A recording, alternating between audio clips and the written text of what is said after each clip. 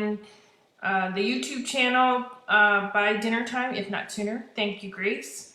And today I remembered to turn on the lights, so already doing better. Happy Monday. It is Monday, and I have lost track of what day. I think it's April 6th. I'm pretty sure, but I'm not positive, but it's definitely Monday. This day's going well. We finally have a sunny day, but it's going to start raining again tomorrow in Texas for the rest of the week. Hope everybody is safe and sound and managing quarantine. And I'm here if you need somebody to write to and you want to chat. I'm here. I pretty much answer everyone. Louie came over and sat in the backyard from a safe distance and brought his little dog Dude. So all the dogs got to play together. That's why Lois is lying quietly behind me. She's exhausted. And one Lyra book is finished. I'm starting on the next one. They'll start June 29th. Lyra is back. We're also going to add new material to each of the existing books so that they get bigger and more. You know, you all ask for more trolls, so we like to listen and give you what you asked for.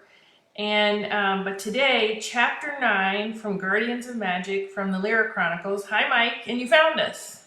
And so let's get started, and we'll start with chapter 9. The patio at Estelle's was festooned with white papier-mâché streamers tied from tree to tree, and glass bowls of white magnolias with thick green leathery leaves floating in the bowls. White linen tablecloths were thrown over the glass-topped tables near the cornhole pit, and the side of the bar was draped with strings of little white lights along the front. The bigger picnic tables were moved to one side to leave room for dancing on the slate patio. A closed for a celebration sign was hung on the front door, decorated with white roses. Erica and Don were under strict orders not to arrive early for the bridal shower that Cassidy and Kimberly kept calling the bride and groom shower. Mitzi rolled her eyes at that one, but for once didn't add in her 2 cents. Lyra, Coric, and Mara were keeping them busy walking on Main Street in nearby Fredericksburg, Texas. Yumfuck was neatly tucked in Lyra's purse, lounging in a soft pair of panties, being kept quiet with samples from the different shops. The regulars were back at Estelle's, pitching in without being asked, and were throwing orders back and forth at each other. Put the little fork on the outside. No, on top of the napkins. For Pete's sake, Craig, you're standing across from me. It's not a mirror. To your left. Other left. Okay, I got more ice. Where do I put it? Hey, did anyone get those little colored mints? You know, the little pink and yellow ones? I love those. Mitzi, you're going to have to hold Lemon. She's already licked the ice and cleaned off one cupcake. Mike, did you bring the song list like I asked? Ooh, we don't have much time left. We better get a move on. Estelle came through the middle of the whirlwind, her red bouffant decorated with a small gold pixie hair clip, a cigarette dangling from her lips. She took a look at the progress and gave a satisfied nod to her head and went back to tend the smoker. She had been up since before the sunrise, tending to the brisket and making sure the coolers were stocked with enough beer and there was enough whiskey behind the bar for everyone. Just this once, Estelle was going to break one of her own hard and fast rules and have an open bar. She went and got on her stool and took the short stub of a cigarette out of her mouth, blowing out a perfect O, expertly blowing another smaller O straight through the center. She chuckled and looked out over the patio, satisfied with the efforts. Nothing but the best for the Baron's women, she said, and she ground out the cigarette and headed inside. It's time! It's time! Mickey clapped her hands as Scott helped Mitzi check the tables one last time. Tony and some of the others from the Jackalope came in greeting the regulars like old friends. Kimberly and Paul made sure everyone had a cold drink in their hands as the volume quickly picked up. Erica and Don came through the side gate unnoticed with Lyra, Coric, and Mara right behind them. They stood off to the side smiling and holding hands and waited for others to notice they had arrived. Lyra quietly slipped over to the guest house and went inside, carrying her purse to the couch. Yumfuck was out of the purse before it even landed, scrambling to the top of the couch and leaping off again, excited from the sounds of the party outside. I hate to do it to you, but this is Mom's Day, and she's earned it and then some. Nesternium. Don't look at me like that. I'll bring you plenty of food all night long. Won't even make you wait till the end. And look, I got you all the Superman movies and even a Green Lantern and the old Wonder Woman TV show. Get a little Linda Carter action. You can spin around and, no? You'll have a blast. Wait, one more thing. She ran to the kitchen and got the large container of cheese puffs down from the shelf in the pantry and went back to find the troll already working in the remote. This should tide you over for a while. They're all yours. Trolls are great at parties, you know. He stuck his tongue out at her but finished with a cackle. Proven fact, I know. You'd even make a hell of a DJ. But maybe we don't educate the regulars today about the coming magic. How about we save that for, say, after the wedding? Your energy is different, squeaked Yumfuck. Something about you has changed. You can get to your feelings more easily. What's up, sister? What'd you do? Great, a nosy troll. I miss the days when you would only cackle at me. Mind your business. You don't see me asking you where you've been on your walkabouts, even after you managed to get so many hits for that reporter's video on YouTube. And I could have sworn I smelled bacon on you once. Then there was the time you reeked of old lady perfume. Wasn't sure I even wanted to know. Okay, point taken. Have a good time. He blew her a raspberry as he pulled out a cheese puff, smelling it first before opening his mouth wide and pushing in, chomping as fast as he could till it was gone. And repeat. I'm out of here. Better there are no witnesses to what you're about to do with that entire jar. She glanced at the ceiling and the perfectly round orange circles. I'll paint over those someday. Lyra straightened the front of her green dress and stepped outside, closing the door behind her. Erica and Don were surrounded by people asking them questions, admiring the ring, and making toasts. Korik was standing in back with a beer in his hand, smiling. Lyra went and stood next to him, taking his beer from his hand and taking a long swig, handing it back. You look pretty good in a suit. You should try it more often. I've needed more battle gear during my time on Earth than suits. Maybe something flame retardant. Too soon? You look pretty good in a dress. Reminds me of that ball we went to in Chicago. Seems like a million years ago now. So much has happened. Korik put his hand in the small of Lyra's back and rested it there as Estelle passed behind them, a new cigarette dangling from her lips. About dang time, she said, without breaking her stride. Here, you can have your own beer and swap spit later. She handed Lyra a Shinerbach and took Korik's empty bottle from his hand, handing him another. Lyra looked at the smile across her mother's face and at Tony and Mara laughing, their mouths wide open and heads back. I want to remember this moment forever. It's perfect. I have everything I want and then some. Korik saw the flash of pain come across her face. It will last, and if it doesn't, we'll rebuild it together. I know that darkness is coming in harder times. I can feel it, and all the signs are flashing it like neon on a no-tell motel. She shook her head, determined. No, today we celebrate this. Just this. A little piece of happiness between two people who waited a hell of a long time to be together. The gate opened, and Hagen stood there in his best suit, holding it open for Rose, who was carrying a pie. Felix, you came! Erica broke away from the cluster of people around her and went to greet them. I made a pie. I hope you don't mind. I know the invitation said no gifts, but I wanted to bring a little something from us. Oh, the tables look lovely. Felix and I are so happy for you. Lyra came and stood beside Hagen, giving him a dead fish look. What's the look for, Barons? Just getting used to everyone calling you Felix. It's an adjustment. It's my great-grandfather's name, a distinguished cowboy in his days from these parts. This is a great day, Barons. Even left my gun at home in the lockbox. Rose insisted, but I would have done it anyway. Boy, when I first met you, I did not see the story taking a turn like this. I mean, you were holding it together just fine, but I saw you more as a great cop and a permanent loner. Now you're a great fed and surrounded by people. He shook his head with a chuckle. You might just make an optimist out of me yet.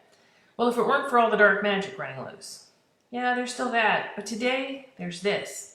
Our family grows by one more, and he's a good one.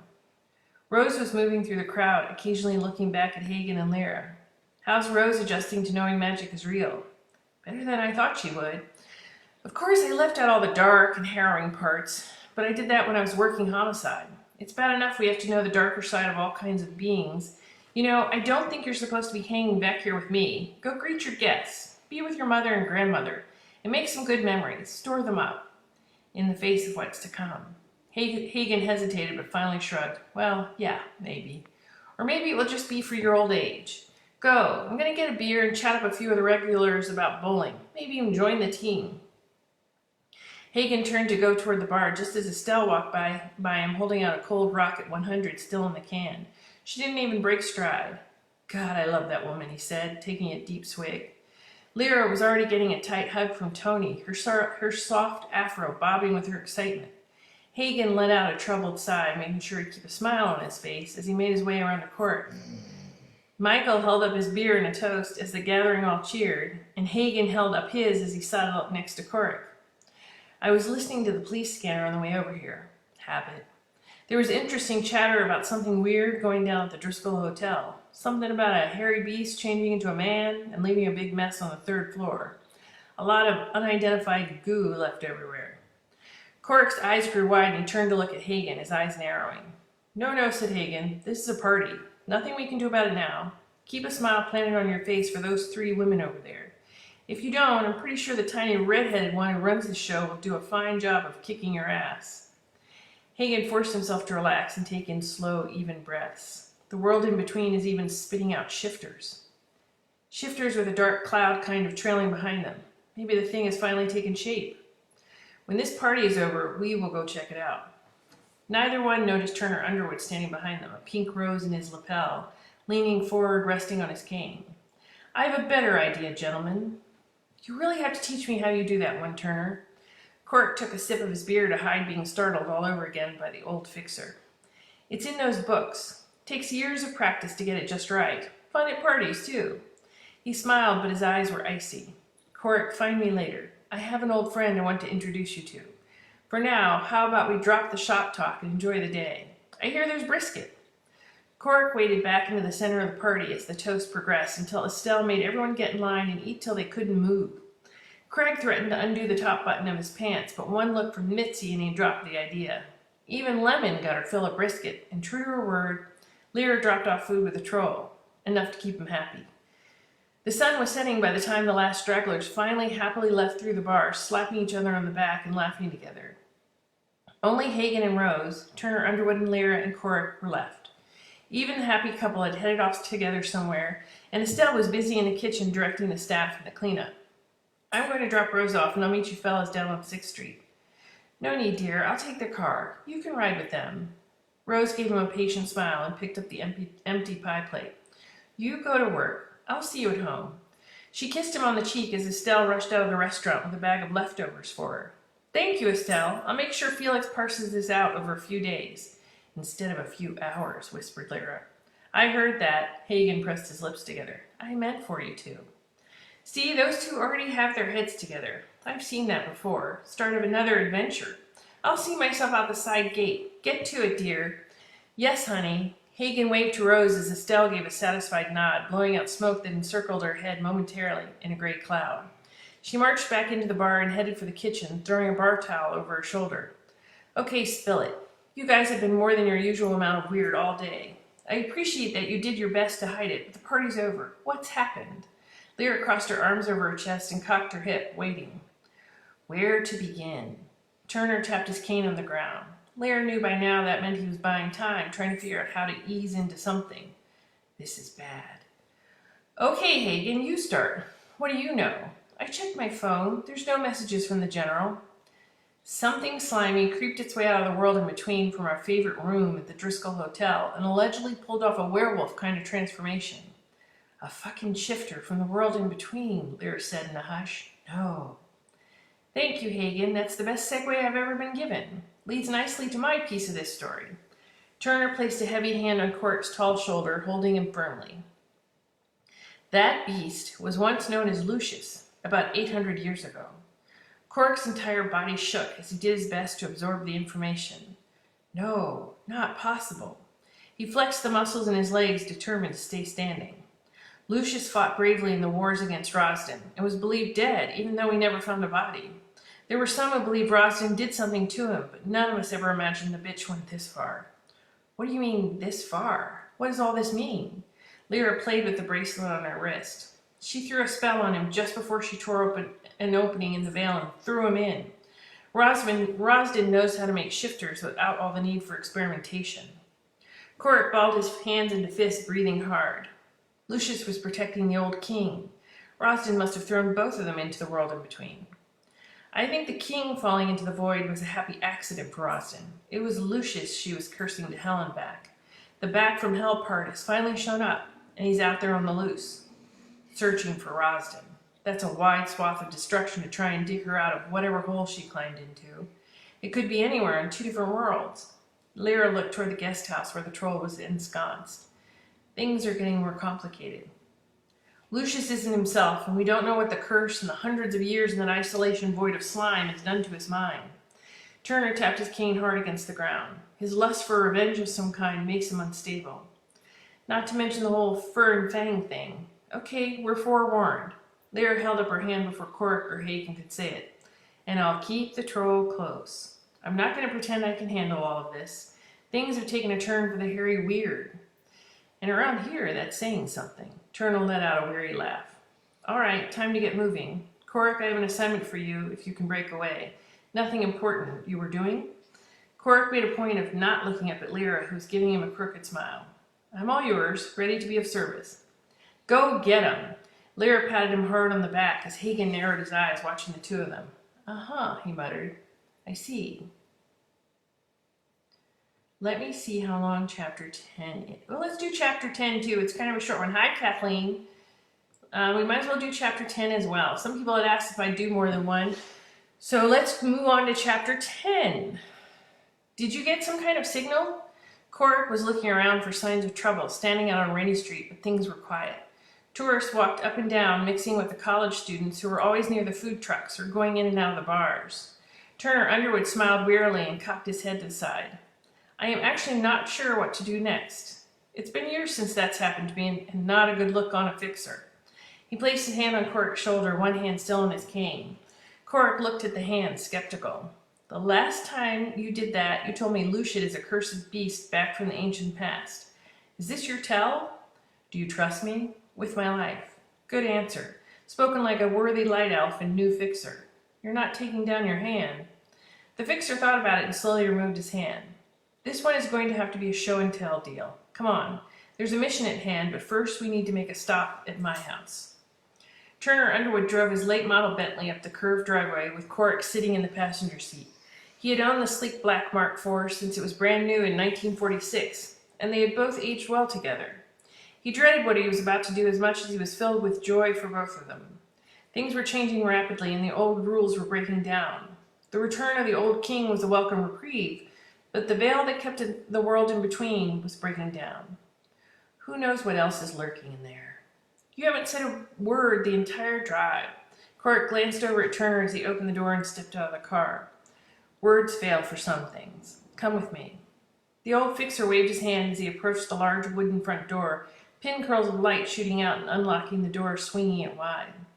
He moved quickly through the house to the far wing, not looking back at Cork as he went. He got to the sitting room where he usually put guests and gave a soft tap as he opened the door. The old king of Orsarin sat in an upholstered blue linen chair by the window, looking out over the lake. It's the simple things you miss the most. You wouldn't think it would be sitting in a chair, quietly watching a heron land on a lake, but it's the sweetest thing I've seen in far too many years. Cork let out an audible gasp and crossed the room swiftly, kneeling on one knee in front of the old king. Your Majesty, how? After the battle, I thought you were wounded.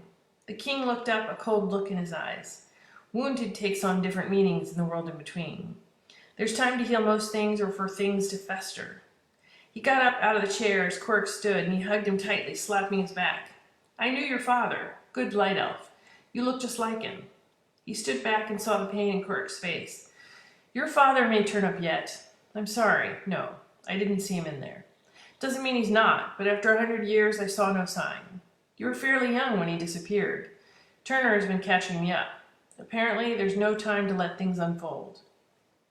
Too many beasts running loose of every ilk, said Turner, as he swept his arm around the room, setting loose more pinwheels of light. You can never be too careful. A little added protection these days will go a long way. Have you finished the 3rd tome of spells?